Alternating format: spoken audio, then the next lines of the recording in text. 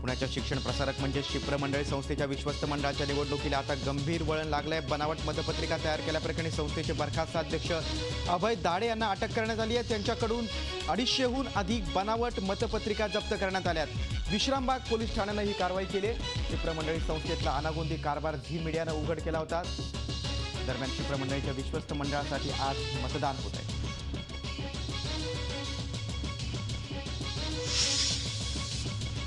वादग्रस्त आणि स्वयंघोषित आध्यात्मिक गुरु राधे मा विरोधात गुन्हा दाखल झालाय। मुंबई एअरपोर्ट पोलीस स्टेशनमध्ये गुन्हा दाखल झाला। विमान प्रवासात त्रिशूल घेऊन प्रवास केल्याची तक्रार असद पटेल यांनी दाखल केली होती। अंधेरी येथील सत्र न्यायालयाने दिलेल्या आदेशानंतर गुन्हा दाखल झालाय।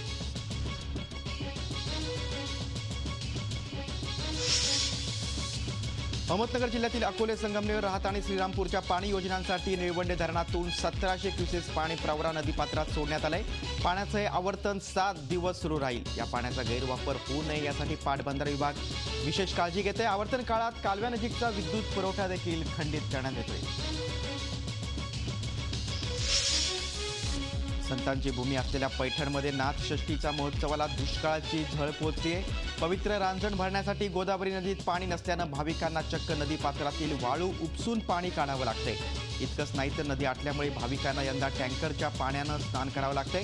पाण्यासाठी वन आता उग्र रूप धारण केलं। पिण्यासाठी पाणी द्या किंवा आमच्या अंत्यविधीला या असा इशाराच नांदेड जिल्ह्यातील माळाकोळी या गावातल्या गावकऱ्यांनी प्रशासनाला दिलाय। पाणी टंचाईने त्रस्त झालेल्या गावकऱ्यांनी गुढीपाडव्याला स्मशानभूमीत स्वतःची चिता रचून उपोषण करण्याची तयारी सुरू केली। अंबरनाथ तालुक्यातील आंबेशू गावात स्थानिक लोकप्रतिनिधींच्या आडमुठेपणामुळे भीषण पाणी टंचाई निर्माण झाली आहे। गावात शासनाच्या लाखो रुपयांची योजना पूर्ण होऊन देखील गावातील महिलांना पाणी विकत घेण्याची वेळ आली आहे। तसंच त्यांना पाण्यासाठी 3 ते 4 किलोमीटरची पायपीट करावी लागते। महाडच्या चौदार तळ्यावरून विधानसभेत अभूतपूर्व गोंधळ झाला। विरोधकांनी सरकारला घेण्यासाठी आक्रमक पवित्रा घेतला। मुख्यमंत्र्यांनी मात्र महाडच्या चौदार तळे शुद्धीकरणाच्या बातम्या चुकीच्या असल्याचं सांगितलंय। राज्यात 16 मार्च ते 22 मार्च दरम्यान जलजागृती सप्ताह म्हणून साजरा केला जातो। त्याचाच भाग म्हणून चौदार तळ्याचं जलपूजन केल्याचं मुख्यमंत्र्यांनी नमूद केलं। तर कुठल्या अधिकारानं चौदार तळ्याचं जलपूजन करण्यात आलं असा सवाल माजी मुख्यमंत्री पृथ्वीराज चव्हाण यांनी उपस्थित केला। महाडमधील चौदार तळ्याच्या कथित शुद्धीकरणाच्या मुद्द्यावर आंबेडकरी चळवळीतील विविध संघटनांनी एकत्र येऊन निषेध सभा घेतली। चौदार तळे इथं ही निषेध सभा झाली। चौदार तळ्याचं पूजन करणारे आमदार भरत गोगावले यांच्यासह उपस्थित जलसंपदा खात्याच्या अधिकाऱ्यांचं निलंबन करावं अशी मागणी आंदोलनकर्त्यांनी केली। मुंबईतील देवनार डम्पिंग ग्राउंडला लागलेली आग अजूनही धुमसते। गेल्या 8 दिवसांपासून ही आग संपूर्णपणे विझवण्याचे प्रयत्न सुरू आहेत, मात्र त्याला अद्याप यश आलं नाही। 8 दिवसांपासून अग्निशमन दलाचे 8 बंब ही आग विझवण्याचा प्रयत्न करतायत, पण त्याला अजून संपूर्णपणे यश आलं नाही। देवनार आग प्रकरणावरून विधानसभेत मोठा गदारोळ झाला। काँग्रेस आमदार असलम शेख यांनी कागदाचे तुकडे उधळून सभागृहात गोंधळ घातला। या विरोधात पीठासीन अध्यक्षांनी असलम शेख यांना दिवसभरासाठी निलंबित केलं।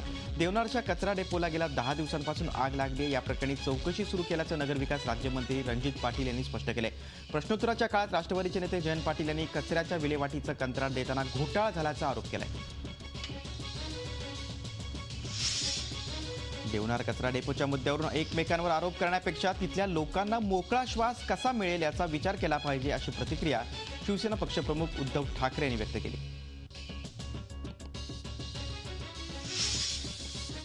आमदार बच्चू कडू यांनी अधिकाऱ्याला मारहाण केल्याचा आरोप करत मंत्रालयातल्या अधिकाऱ्यांनी काम बंद आंदोलन सुरू केलंय। सामान्य प्रशासन विभागाचे उपसचिव BR गावित यांना आमदार कडू यांनी मारहाण केल्याचा आरोप करण्यात आलाय। याचा निषेध करत नूतनीकरण केलेल्या मंत्रालयाच्या इमारतीमध्ये अधिकाऱ्यांचं आंदोलन सुरू झालं। बच्चू कडू यांच्या विरोधात कारवाई करण्याची मागणी आंदोलक अधिकाऱ्यांनी यावेळी केली। ईडीच्या चौकशीला पूर्ण सहकार्य करीत असून देखील केंद्र आणि राज्य सरकार केवळ सूडबुद्धीनं भुजबळांना अटकेत ठेवत असल्याचा आरोप भुजबळ समर्थकांनी केला। भुजबळ यांच्या समर्थनार्थ येवला तहसील कार्यालयासमोर धरणं आंदोलन करण्यात आलं। चौकशीत सहकार्य करीत असून सुद्धा अटक करणाऱ्या सरकारचा भुजबळ समर्थकांनी यावेळी निषेध केला। 2002 ते 2003 या वर्षात झालेल्या 3 बॉम्बस्फोटातील एकूण 13 आरोपींपैकी 10 आरोपींना न्यायालयानं दोषी ठरवलंय, तर 3 आरोपींची न्यायालयानं निर्दोष मुक्तता केली आहे। नदीम पाबोलो, हरुण लोहार आणि अंदनान मुल्ला या तिघांची न्यायालयानं निर्दोष मुक्तता केली आहे. विशेष सत्र न्यायालयात गेल्या 13 वर्षांपेक्षा जास्त काळ सुरू असलेल्या खटल्यात मुख्य आरोपी साकीब नाचण आहे, त्याला देखील न्यायालयानं दोषी ठरवलं आहे. तर आतिफ मुल्ला, हसीब मुल्ला, गुलाम अकबर खोटल, मोहम्मद जमील शेख, फरहान मलिम खोत, नूर मोहम्मद अन्सारी, डॉक्टर वहीद अन्सारी, अनवर अली खान आणि मुजम्मिल अन्सारी हे 10 दोषी आहेत. 12वीच्या उत्तरपत्रिकांचं पुनर्लेखन करून गुणवाढ करणाऱ्या रॅकेटची पाळमुळे औरंगाबादच्या बोर्डातही असल्याचं समोर आलंय. जालना पोलिसांनी औरंगाबाद बोर्डातून 6 लिपिकांना ताब्यात घेतलंय. योगेश पालेमवाड, रमेश गायकवाड, दीपक शिंदे, अशोक नंद अशी लिपिकांची नावं आहेत आणि हे सगळे लिपिक बोर्डातील गोपनीय शाखेत कार्यरत आहेत. रायगड पोलीस दलातील शिपाई पदाच्या 95 जागांसाठी भरती प्रक्रियेला अलिबागच्या पोलीस परेड मैदानावर सुरुवात झाली आहे. त्यासाठी 8,112 उमेदवारांनी अर्ज दाखल केलेत. यात 1,282 महिला उमेदवारांचा समावेश आहे. ही भरती प्रक्रिया 6 एप्रिलपर्यंत चालेल. भरती प्रक्रियेतील गैरप्रकार टाळण्यासाठी आवश्यक त्या सर्व उपाययोजना करण्यात आल्या. कोल्हापुरात काँग्रेसच्या नगरसेविका सुरेखा शहा यांच्या कार्यालयावर बेटिंग प्रकरणी छापा टाकण्यात आला आहे. शहा यांच्या महाडिक वसाहतीतल्या कार्यालयावर पोलिसांनी छापा टाकला. यावेळी पोलिसांनी 3घांना अटक केली आहे. विशेष म्हणजे यावेळी नगरसेविका शहांचा नातू आणि कुख्यात गुंड स्वप्नील तहसीलदार हा पोलिसांशी झटापट करून फरार होण्याच्या प्रयत्नात होता, मात्र पोलिसांनी पाठलाग करून त्याला अटक केली.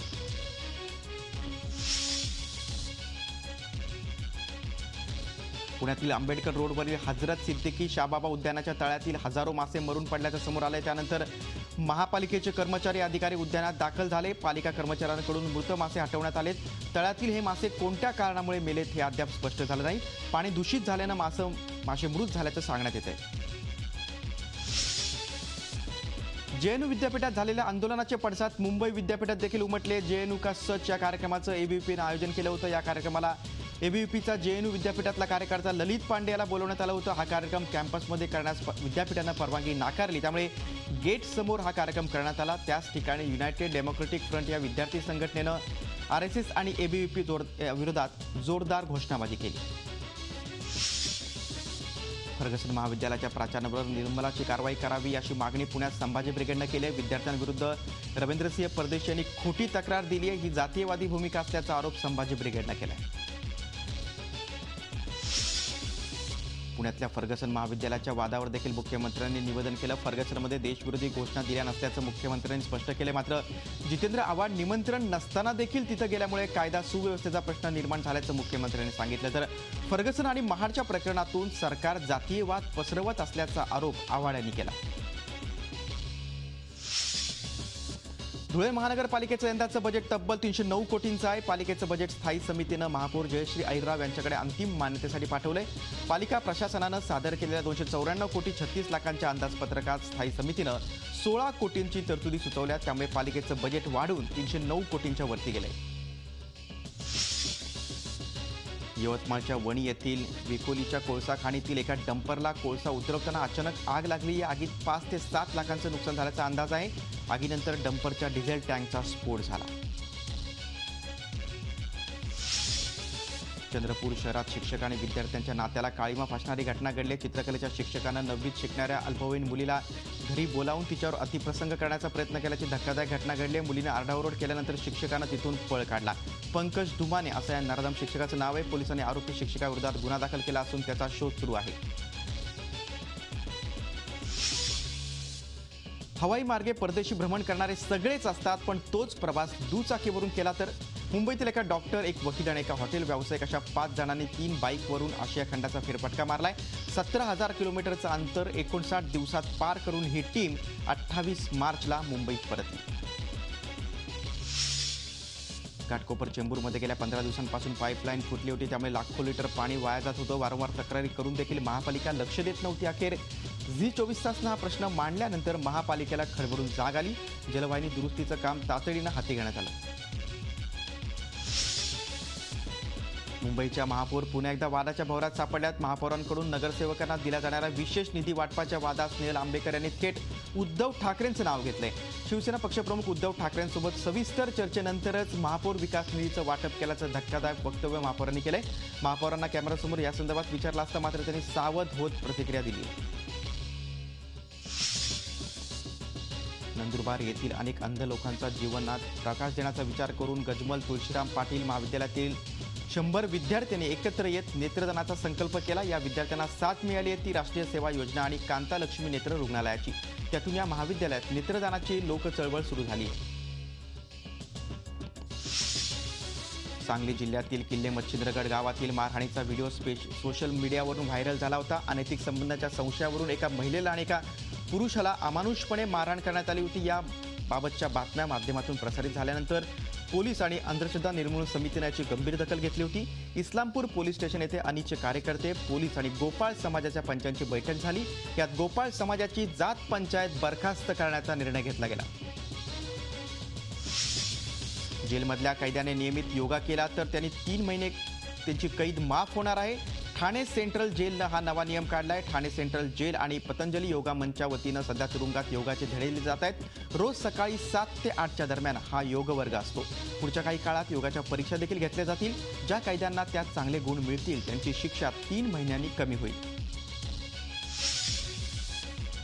राजापूर तालुक्यातल्या माडवण इथं सागरी कासव संवर्धनाचा दुसरा प्रयोग यशस्वी करण्यात वनविभाग आणि स्थानिक ग्रामस्थांना यश आलं. किनाऱ्यावरील कासवांच्या 135 अंड्यांमधून 90 पिल्लं बाहेर आली आहेत. त्यांना सुखरूप समुद्राच्या पाण्यात सोडण्यात आले. संसदेच्या अर्थसंकल्प अधिवेशनाचं दुसरं सत्र रद्द करण्यात आलंय. संसदीय कामकाज सल्लागार समितीने त्याबाबतचा प्रस्ताव राष्ट्रपतींकडे पाठवला होता. राष्ट्रपतींनी त्याला मंजुरी दिली आहे. पंतप्रधान नरेंद्र मोदी 5 दिवसांच्या 3 देशाच्या दौऱ्यावर रवाना झालेत. बेल्जियमची राजधानी ब्रसेल्सला होणाऱ्या भारत युरोपीय संघ शिखर संमेलनाला ते हजेरी लावतील. बेल्जियमचे पंतप्रधान चार्ल्स मायकल यांच्यासोबत ते द्विपक्षीय देशांच्या चर्चेत सहभागी होतील. त्यानंतर 31 मार्चला अमेरिकेतील वॉशिंग्टनला सुरक्षा संमेलनात सहभागी होतील आणि 2 एप्रिलला 2 दिवसात सौदी अरेबियामध्ये ते 2 दिवस राहतील. राष्ट्रपती राजवटीखाली असलेल्या उत्तराखंडमधील राजकीय घडामोडींनी आता वेगळीच कलाटणी घेतली. मुख्यमंत्री हरीश रावत यांना बहुमत विश्वासदर्शक ठराव मांडण्याचे आदेश नैनिताल हायकोर्टानं दिले. त्यामुळे काँग्रेस सरकारला 31 मार्चला बहुमत सिद्ध करावं लागेल. केंद्र सरकारनं राज्यात लागू केलेल्या राष्ट्रपती राजवटीविरोधात मुख्यमंत्री हरीश रावत यांनी कोर्टात धाव घेतली होती. हरियाणा विधानसभेत जाट आरक्षण विधेयक 2016 सर्वसंमतीनं पास झालंय. मुख्यमंत्री मनोहरलाल खट्टर यांनी विधानसभेत जाट आरक्षण विधेयक मांडलं. या विधेयकामुळे मागास जातींना सरकारी नोकरीत आणि शैक्षणिक संस्थांमध्ये आरक्षण मिळणार आहे. जाट आरक्षण विधेयक आता राज्यपालांच्या स्वाक्षरीसाठी पाठवण्यात येणार आहे. त्यानंतर राज्यात आरक्षण लागू होईल. विधेयक पारित झाल्यानं जाट नेत्यांच्या आंदोलनाला यश आलंय. मध्य प्रदेशातल्या इटारसीमध्ये एका तरुणाला रेल्वेच्या खिडकीला बांधून अमानुषपणे मारहाण करण्यात आली आहे. जबलपूर पासून हा युवक त्याच्या मित्रांसह प्रवास करत होता. इटारसीजवळ त्यानं मित्राच्या बाटलीतलं पाणी प्यायलं. मात्र पाणी पिताना बाटलीला तोंड लावून ती बाटली उलटी केल्याचा रागातून हा प्रकार घडला.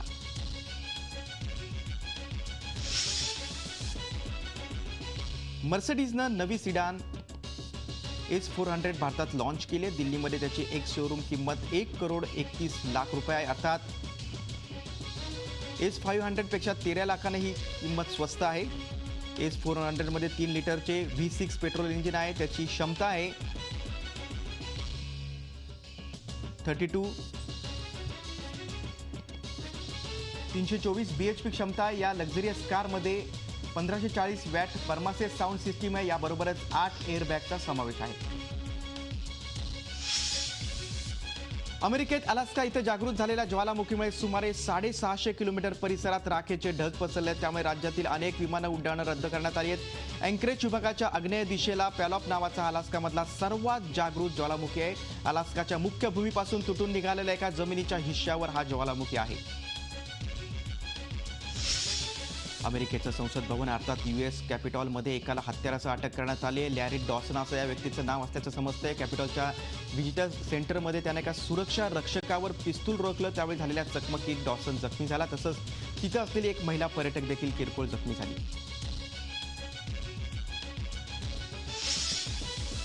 इजिप्त एअरलाईनच्या अपहरणकर्त्याला अखेर अटक करण्यात आली. इजिप्त एअरलाईनच्या विमानाचं अपहरण करण्यात आलं होतं. त्यानंतर हे विमान सायप्रसला नेण्यात आलं. इजिप्त सरकारनं अपहरणकर्त्यांशी वाटाघाटी केल्यानंतर विमानातून सर्व इजिप्तच्या नागरिकांना सोडून देण्यात आलं. यात महिला आणि लहानग्यांचा मोठ्या संख्येनं समावेश होता. मात्र 5 परदेशी नागरिकांना आणि 7 कर्मचाऱ्यांना मात्र ओलीस ठेवण्यात आलं होतं. अखेर त्याला अटक करण्यात आली. झी 24 तास रहा एक पाऊल पुढे.